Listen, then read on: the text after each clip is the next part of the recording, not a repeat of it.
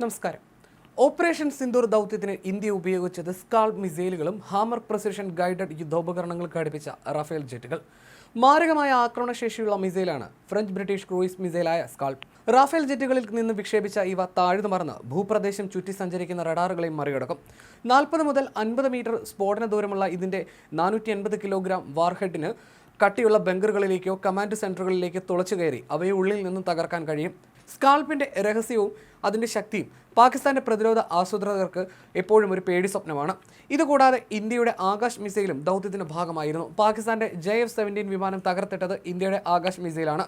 ഈ മിസൈലാണ് ചൈന നൽകിയ പാകിസ്ഥാനുള്ള യുദ്ധവിമാനത്തിന്റെ ദൗർബല്യം ലോകത്തെ അറിയിച്ചത്. ഇതോടെ തീക്കൊള്ളി കൊണ്ട് തലചൊറിയുകയായിരുന്നുവെന്ന് പാകിസ്ഥാനും തിരിച്ചറിയുന്നു. പഹൽഗാമിലെ ഭീകരാക്രമണത്തിന്റെ 15-ാം നാളാണ് ഇന്ത്യയുടെ തിരിച്ചടി. ഇന്ത്യ തദ്ദേശീയമായി വികസിപ്പിച്ചെടുത്ത ഭൂതല വ്യോമ മിസൈലാണ് ആകാശ്. 30 കിലോമീറ്റർ വരെ ദൂരപരിധിയിലുള്ള ലക്ഷ്യസ്ഥാനം ഇത് തകർക്കാറുണ്ട്. 18 കിലോമീറ്റർ ഉയരത്തിലുള്ള ലക്ഷ്യസ്ഥാനത്തും ആകാശത്തും 45 കിലോമീറ്റർ പരിധി നിലവിൽ ഈ മിസൈലിനുണ്ട്. പ്രധാനമായും വിമാനാക്രമണങ്ങളെ തകർക്കാൻ ഇതിന് ശേഷിയുണ്ട്. ആളില്ലാ പ്രതിരോധ വിമാനങ്ങൾ, ഡ്രോണുകൾ, ഹെലികോപ്റ്ററുകൾ, യുദ്ധവിമാനങ്ങൾ ഇവയിൽ നിന്നെല്ലാം ഉണ്ടാകുന്ന ആക്രമണങ്ങളെ പ്രതിരോധിക്കാൻ ആകാശ് മിസൈൽ സംവിധാനത്തിനാകും. ആക്രമണത്തിന് മുമ്പുള്ള രഹസ്യാന്വേഷണ വിവരങ്ങൾ റോ നൽകിയിരുന്നു. അവർ 9 ലക്ഷ്യസ്ഥാനങ്ങൾ അടയാളപ്പെടുത്തിയിരുന്നുവെന്ന് സൈനിക വൃത്തങ്ങൾ പറയുന്നു. തയ്യാറെടുപ്പിനായി അജിത് ഡോവൽ സുരക്ഷാ പ്രതിരോധ ഏജൻസികളുമായി 15-ലധികം മീറ്റിംഗുകൾ നടത്തിയതായും റിപ്പോർട്ടുകളുണ്ട്. ആക്രമണങ്ങളെക്കുറിച്ചുള്ള വിശദീകരണം ഇന്ന് രാവിലെ 10:30 സൈനിക വൃത്തങ്ങൾ നൽകുമെന്നാണ് വിവരം. അതേസമയം ബുധനാഴ്ച പുലർച്ചെ 1:44 ക്രൂസ് മിസൈലുകൾ ഉപയോഗിച്ച് ഇന്ത്യ പാകിസ്ഥാനിലെയും പാക് അധിനിവേശ കശ്മീരിലെയും 9 ഭീകര താവളങ്ങൾ ആക്രമിച്ചത്. പാകിസ്ഥാന്റെ സൈനിക കേന്ദ്രങ്ങൾക്ക് നേരെ ആക്രമണം നടത്തിയിട്ടില്ലെന്നും ഭീകര കേന്ദ്രങ്ങളെ മാത്രമാണ് ലക്ഷ്യമിട്ടതെന്നും ഇന്ത്യ അറിയിച്ചിട്ടുണ്ട്.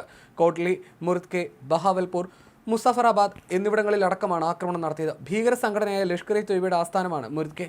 മസൂദ് അസറിന്റെ നേതൃത്വത്തിലുള്ള ഭീകര സംഘടനയായ ജെയ്ഷെ മുഹമ്മദിന്റെ കേന്ദ്രമാണ് പാക് പഞ്ചാബ് പ്രവിശ്യയിലെ ബഹാവൽപൂർ. ആക്രമണം നടന്നതായി പാകിസ്ഥാനും സ്ഥിരീകരിച്ചിട്ടുണ്ട്. തിരിച്ചടിക്കുമെന്ന് പാക് പ്രധാനമന്ത്രിയുടെ ഭീഷണിയുണ്ട്.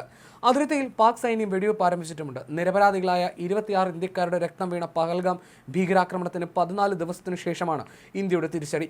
ഏപ്രിൽ 22-നാണ് കശ്മീരിലെ പഹൽഗാമിൽ നുഴഞ്ഞുകയറിയ ഭീകരർ വിനോദസഞ്ചാരികളെ ആക്രമിച്ച് 26 പേരെ വധിച്ചത്. പുൽവാമയ്ക്ക് ശേഷം ഇന്ത്യയിൽ നടന്ന ഏറ്റവും വലിയ ഭീകരാക്രമണമായിരുന്നു ഇത്. പാക് ഭീകര സംഘടനയായ ലഷ്കർ-ഇ-തൊയ്ബയുമായി ബന്ധമുള്ള ദ റെസിസ്റ്റൻസ് ഫ്രണ്ട് ആക്രമണത്തിന് ഉത്തരവാദിത്തം ഏറ്റെടുത്തിരുന്നു. തിരിച്ചടിക്കുമെന്ന് ഇന്ത്യ വ്യക്തമാക്കിയിരുന്നു. പാകിസ്ഥാന്റെ സൈനിക കേന്ദ്രങ്ങളിലേക്ക് നമ്മൾ ആക്രമണം നടത്തിയിട്ടില്ലെന്നും ലക്ഷ്യങ്ങൾ തിരഞ്ഞെടുക്കുന്നതിലും അത് നടപ്പാക്കുന്നതിലും സംയമനത്തോടെയാണ് പ്രവർത്തിച്ചതെന്നും ഇന്ത്യ വ്യക്തമാക്കി. ഇന്ത്യ അറിയിച്ച സ്ഥലങ്ങളിൽ തന്നെയാണ് ആക്രമണം നടന്നതെന്നാണ് പാകിസ്ഥാനും സ്ഥിരീകരിച്ചിരിക്കുന്നത്. ഇക്കാര്യം പാകിസ്ഥാൻ സൈന്യത്തിന്റെ inter service public relations DG lieutenant general Ahmed Sharif Chaudhry വ്യക്തമാക്കി. സാധാരണക്കാരെ അടക്കം ഇന്ത്യ ആക്രമിച്ചുവെന്നാണ് പാകിസ്ഥാന്റെ ആരോപണം.